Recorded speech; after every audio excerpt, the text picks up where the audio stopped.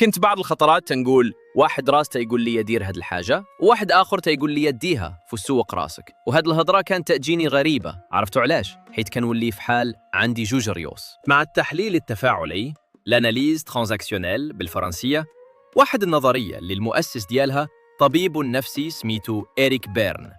عاد لقيت التفسير ديال هذيك الهضرة. فالداخل ديالنا كاين في حال شي نوع من الحالات اللي نظرية التحليل التفاعلي أعطتهم اسم حالات الأنا، اللي هما 3. وهاد حالات الأنا عبارة على منظومة متماسكة متكونة من أفكار وأحاسيس اللي عندها ارتباط مباشر مع منظومة متكونة من مجموعة ديال التصرفات. وفي بعض المواقف يمكن لينا بلا ما نشعروا نوليو نفكروا ونحسوا وتنتصرفوا في حال هدوك حالات الأنا. مثلا إلا شي موقف كنتي غاضب فيه، غادي يكونوا الأفكار والأحاسيس ديالك تعبروا على هذاك الغضب، وغادي يتبعهم حتى التصرف ديالك.